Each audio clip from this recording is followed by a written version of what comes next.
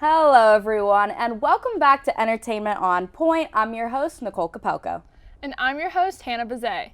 From new singles to fake weddings and your 2022 Grammys recap, we have quite the show for you. But first, let's kick it off with this week's top stories.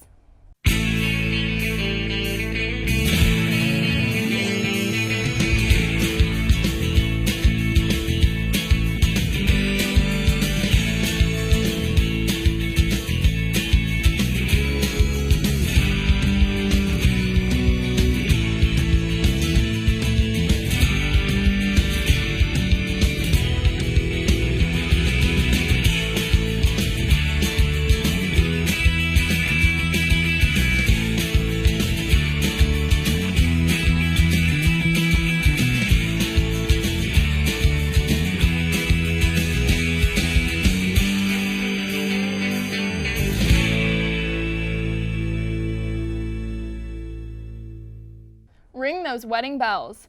TMZ reported that Kourtney Kardashian and Travis Barker had a secret wedding in Las Vegas after the Grammys. TMZ claims that around 1:30 a.m. this past Monday, Kourtney and Travis took to One Love Wedding Chapel in Las Vegas, Nevada, where they said, "I do."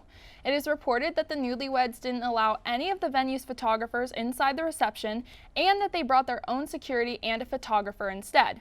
Sources told TMZ that it was important to the both of them that a fake Elvis officiated the wedding, and that is exactly what happened.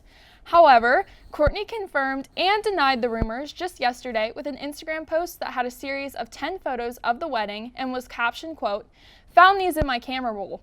Once upon a time in a land far, far away, Las Vegas, at 2 a.m. after an epic night and a little tequila, a queen and her handsome king ventured out to the only open chapel with an Elvis and got married with no license. Practice makes perfect," end quote. So while they did head to the Little White Chapel, they didn't officially tie the knot. It has also been said that there will be future celebrations and probably a larger-than-life reception for friends and family that missed the impromptu fake wedding. The pictures show both Kourtney and Travis in black leather jackets and Kourtney wearing sunglasses and a yellow top with a cross on it. While we are so happy for Kourtney and Travis, us Skort fans remember back to the early seasons of Keeping Up with the Kardashians, where Kourtney and Scott headed to Las Vegas to do the same thing. However, Kris ultimately was able to talk them out of walking down the aisle, and the couple never ended up saying "I do." This will be Kourtney's first marriage and Travis's third, and we are so excited for the couple. Congratulations to Kourtney and Travis. So what do you think about this? A fake wedding? That seems kind of bizarre. I know, but I absolutely love seeing the pictures of those two at the chapel, and I definitely think it was sweet that they wanted to do something very private and just the two of them. And who knows, it might be like Kourtney and Scott all over again, and this might not happen, but I don't think so with these two. Yeah, I think it's really cool. I think it's really sweet. I personally think it'd be really cool to fly to Vegas and get married with no one else around. So I think that that's really cool. I was a little disappointed when I found out they didn't actually do that way and that there was no marriage license involved. But I am still very happy for them, and I'm sure their wedding is going to be huge, and that will probably be even more exciting. So. Definitely. Jack Harlow has all the ladies flying in first class after releasing a snippet of his new song. The song is inspired by Fergie's hit song Glamorous, and Harlow has put his own twist on it. First Class is set to be released this Friday, and fans cannot wait any longer. Jack has posted a TikTok of him in the studio jamming out to his new single, and the ladies are loving it. Also on TikTok, girls have been posting that Jack Harlow has women that he hangs out with or takes to the bedroom sign an NDA first. The story of this first broke back in 2021, but this has all came back up recently. The rapper even has a lyrics in his hit song 21C Delta that says, quote, "First name, last name, date of birth, make a bad B sign the paperwork." So yes, you have to sign a contract if you want to hang out with Mr. Harlow. Fans are still freaking out about his iconic performance with Lil Nas X at the Grammys this past Sunday, singing Industry Baby. The duo gave a killer performance, and of course, Jack nailed his cheeky guest verse in the song. Be sure to check out this performance and listen to the snippet of First Class over and over again until the release on Friday. So I don't know about you, but I have not stopped listening to this little clip of the song, and I am so excited to hear the full song. Absolutely, yeah. I'm so excited. Jack makes great music. I'm really excited for the song. Kind of sad that it like took off all over TikTok. I've been a Jack Harlow fan for a while, so seeing people like Dixie D'Amelio and Noah Beck like hop on the train, I'm kind of like, oh, okay, but I still am really excited for him. He deserves all the success, and I know the song is going to be really good. And he has an album coming out May 6th, so I'm super excited to hear all of his songs. First Class obviously is going to be included. I am so excited. It's been a minute since we had an album from Jack, so I'm definitely excited to see this one. Yeah, it should be really good. I'm looking forward to it too. Well, speaking of the Grammys, Hannah and I are going to take a look at the most iconic outfits from the red carpet and rate them from 1 to 10. Our first look, we have Miss Olivia Rodrigo, who swept the Grammys. She's wearing a tight-fitted black dress with some pink sparkles down the front of it. Her hair is curled, pulled back slightly. What do you think about this look? I think it's good. I don't think she looks bad. I think she could have done a little bit more. I think that it's fine. I believe this was her first Grammys, so I think that she looked good for her first Grammys, but I do think she could have given a little bit more. But I do think she looks good, so I'll give it like an 8.5. I'm probably going to give it a 7. Like, girl swept the Grammys. She won Best New Artist. Like, your dress better be insane. Like, she still looks beautiful. I love it, but I was expecting more, so definitely 7 out of 10. Moving on to the next one. We have Lil Nas X, and he always shows out with his outfits. So this one is no surprise. He's wearing all white, has a butterfly in the middle. I don't know how I feel about the butterfly, but he definitely looks amazing. What do you think? I really like this outfit. I think this actually might be my favorite outfit of his that he's worn to an award show. Just like you, I don't really like the butterfly on the chest or the sleeves, but I love like everything else about it. I thought the detailing was perfect, and once again, he's one of the only guys that like actually put something out there. They always are in like black tuxes and it's boring, so he always gives what he needs to give, and I think he looks great, and I'm gonna give him a 9.5. Yep, it always fits his personality, so I'm glad that he doesn't dress like the basic, typical male. And it's fun. It's fun to see as opposed to everyone else. Moving on, we have Dua Lipa. Now, I am obsessed with her. Every time she goes on a red carpet or has a performance, I'm always raving over her outfits. This one is a tight black dress with some gold details, and it was inspired by a previous artist's dress, and I think she looks amazing. What do you think? I really like this dress. I think she looks beautiful. It reminds me of Lily Rose Depp at, I believe, the Met Gala a couple years ago, where she ate that dress up. She's eating this dress up right now. I think she looks really good. I'm gonna give her, I'll give her a 9.5 again, or maybe like a 9.7 out of 10. I think she looks really good. I think she looks amazing too, and when her and Megan Thee Stallion went up on stage, they looked insane. So I definitely love this. I'll give it a 9.7, whatever you gave her. Next one, the man himself, Mr. Jack Harlow. He looks absolutely stunning. This man can do no wrong in my eyes. He is beautiful. 11 out of 10, sorry. What do you think? He looks really, really good. I know I just like clowned on all the celebrity guys that wear like plain black suits, and he's kind of doing it right now, but he looks good. He looks really, really good. And that little silver piece he has right there, it just ties it in together. It gives you something to look at. Not that it's hard, I mean, you look at him anyways, but like it really gives you something to look at. He looks really good. Because you gave him an 11 out of 10, I'll give him a 12 out of 10. So that if he watches this, he knows I care about him just a little bit more. Moving on. Okay, the big couple of the night, Hailey and Justin Bieber. Now, I saw a bunch of posts about girls rating Justin's look, like, why do you have such baggy pants on? Why do you have such a baggy jacket on?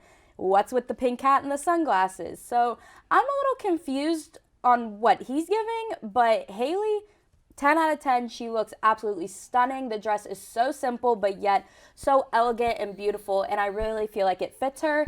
But as for him, he's gonna get a 3 out of 10. Wow. I know both of their looks were pretty controversial. I have a little more grace for Justin because baggy clothes are like really in right now. So I think it was more like a trending moment than anything else. So I'll give him like a 6 out of 10. As for Hailey, I know people were saying it was so boring. It looked like she was wearing bed sheets and stuff, but I just think it's so classic. And I mean, she doesn't need to do much to look good. She's Hailey Bieber. Like, she's literally stunning. So I'm going to give her like an 8 out of 10 because I do think she could give more, but I think she's beautiful. So yes. I'm going to give her a high rating, and I think she looks great. And her hair is in like a very loose braid that I feel like we've all worn before. Yeah. So I was expecting a little more for her hair and makeup, but as we said, she looks amazing. She always looks good, yes, no matter what she's wearing. And our last photo, we have Miss Doja Cat in this beautiful light blue sparkly dress. Her hair, her makeup, she is giving 100%. And she swept at the awards ceremony as well. It was definitely a big night for her. I give her a 10 out of 10. I absolutely love her look. I really like that dress. I think it looks really good. I can't really tell what her hair is doing in the photo, but I don't think I like the hair. I know later on she had it like slicked back in a bun, and then she had the spikes going, and I think it looked good then. I can't really tell if that's what's going on right now in the red carpet, but I don't think it is. And so I'll give her like an 8 out of 10 because I really like the dress, but the hair isn't good right now. We're gonna go for a quick break, but when we come back, Jordan is updating us on what Andrew Garfield has been up to.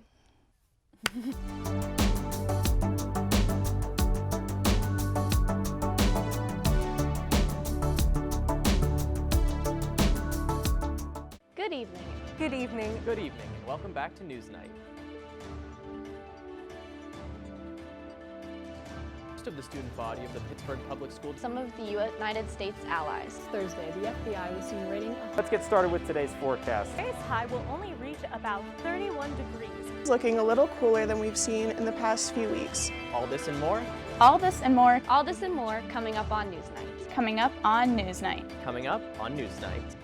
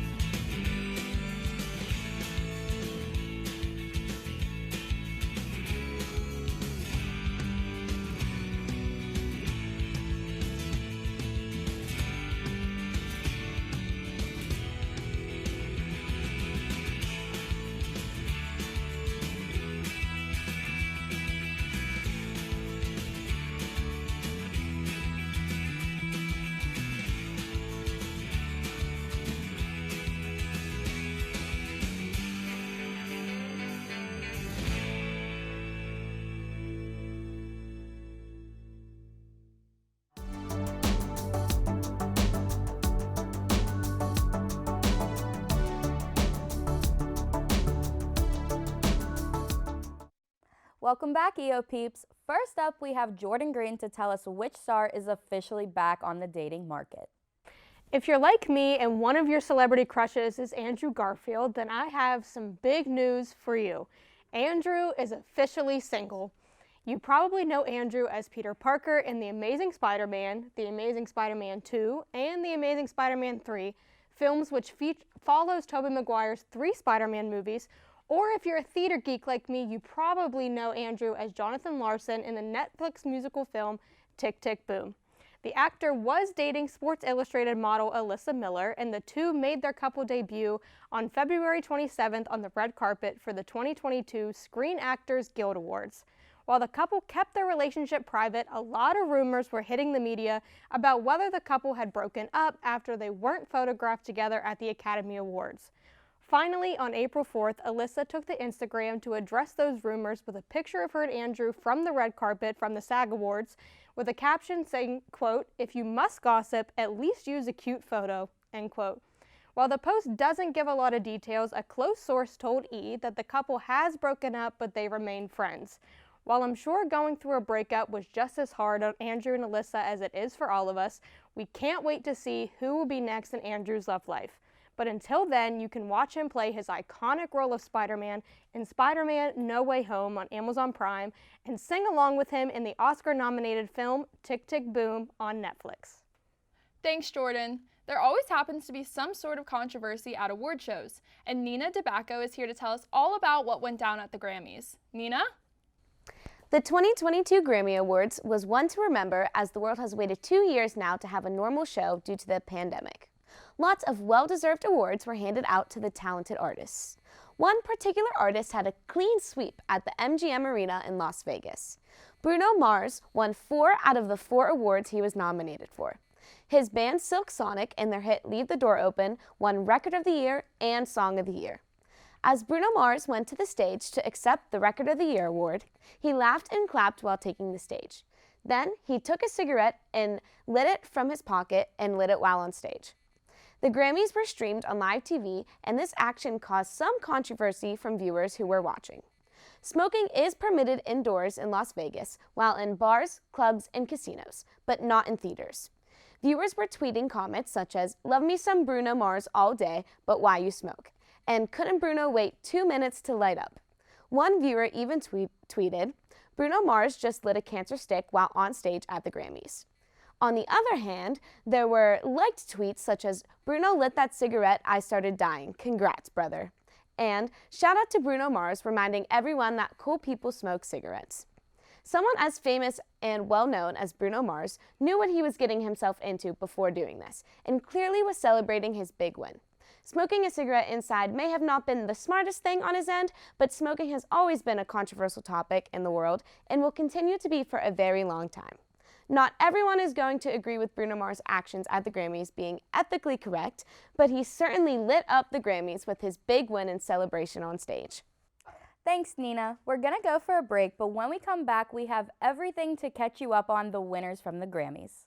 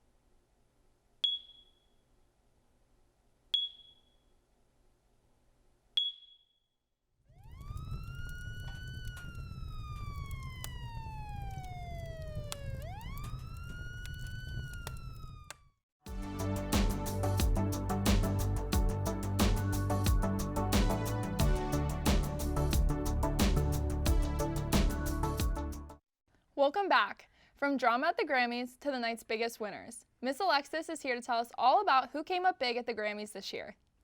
What's up, EOPs? It's your girl, Miss Alexis, and I am back with your latest celebrity gossip news. This week, we are talking about the winners from the Grammy Awards, and this time, no one got slapped. First up, we have Kanye West, who broke the record for most Grammys won by a hip-hop artist, bringing his total to 24, as he just won 2 of the 5 Grammys he was nominated for, which were Best Melodic Rap Performance and Best Rap Song. Then, Tyler, the Creator, picked up an award for Best Rap Album.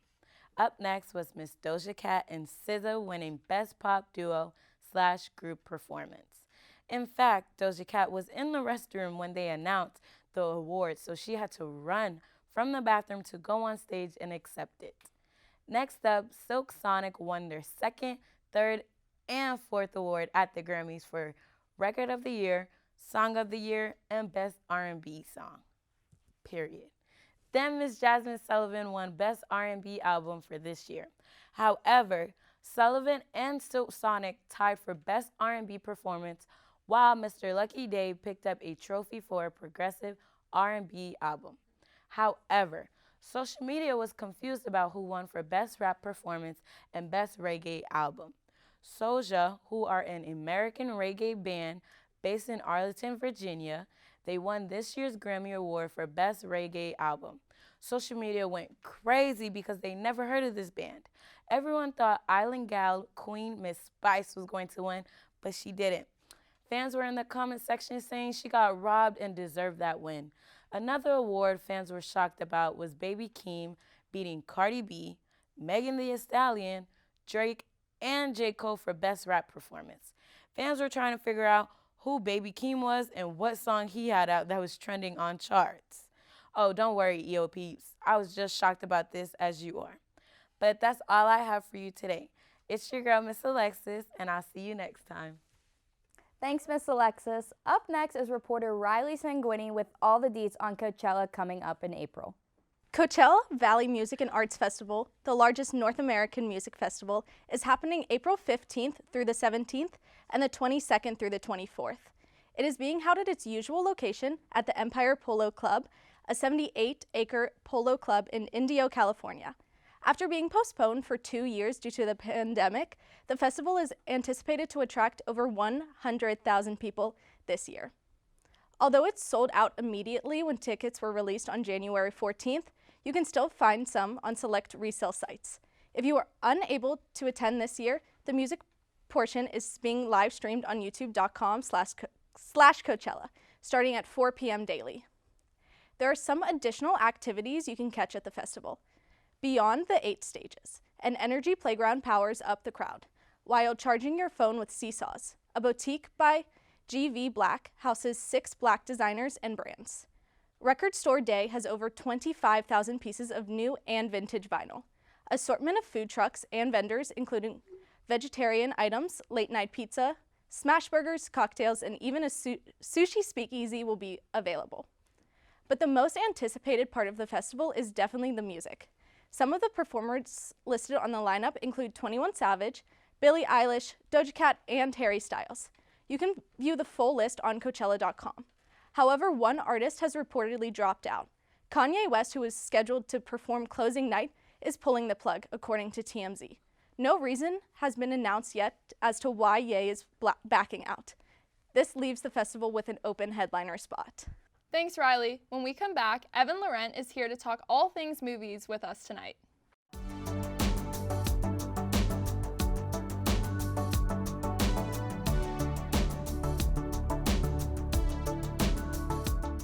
Good evening. Good evening. Good evening, and welcome back to Newsnight. Most of the student body of the Pittsburgh Public School. Some of the United States allies. Thursday, the FBI was seen raiding. Let's get started with today's forecast. Today's high will only reach about 31 degrees. It's looking a little cooler than we've seen in the past few weeks. All this and more All this and more All this and more coming up on Newsnight. coming up on Newsnight. coming up on Newsnight.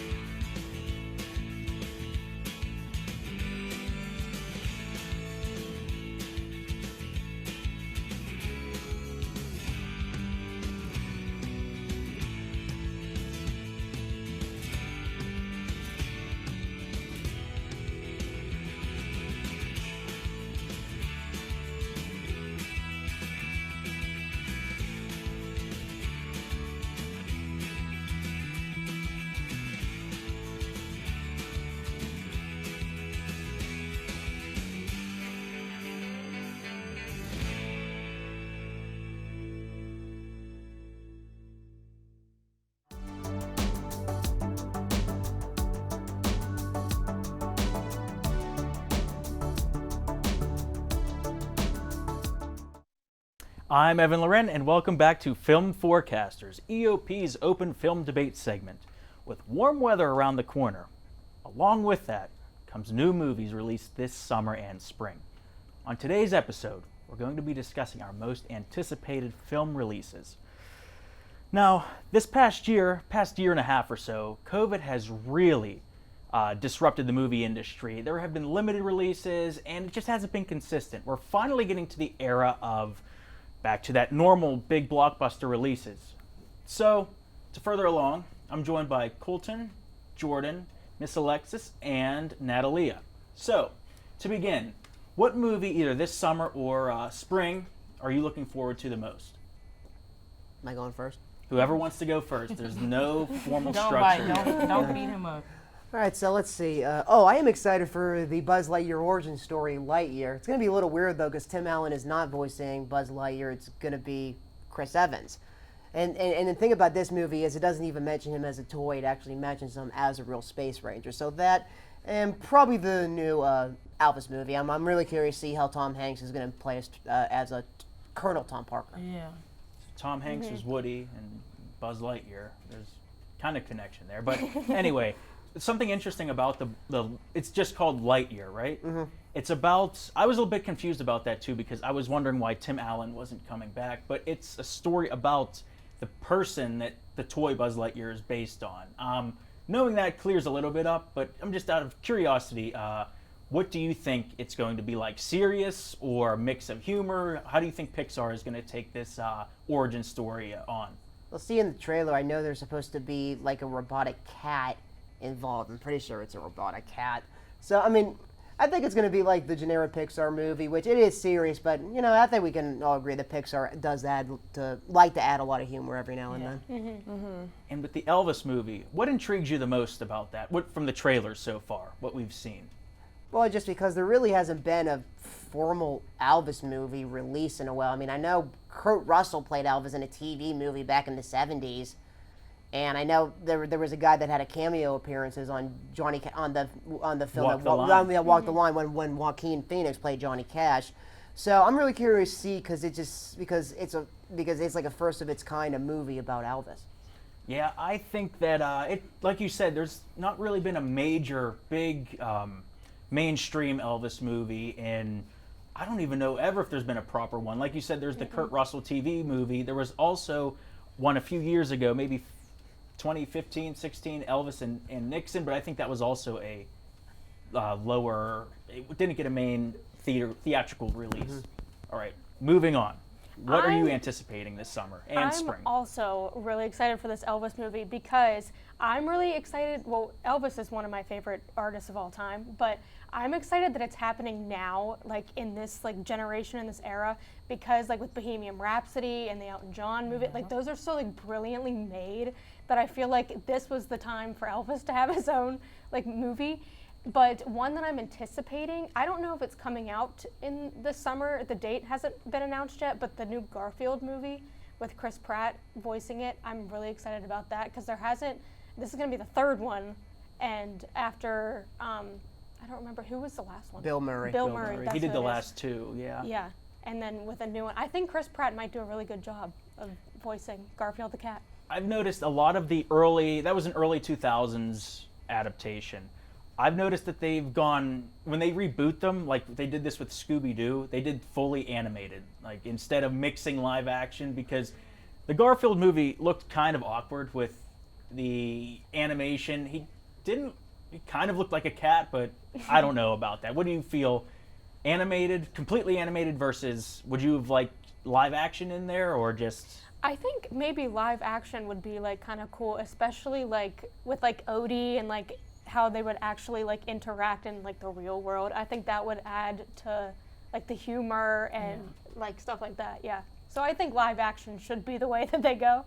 And you mentioned with the Elvis movie that there's all these different interpretations, getting the new generation into Queen, Elvis with the new movie, and what else? Elton Rocket John. Man, yeah. Do you think that they should eventually do like what the DC movies, Marvel movies do, and have them all combined, like they fight someone? Yeah, that would be funny. Like they have like a multiverse Elvis movie where past iterations of Elvis come back. You know, I'm joking, by the way. But moving on, Alexis, what is your most anticipated movie this spring or summer?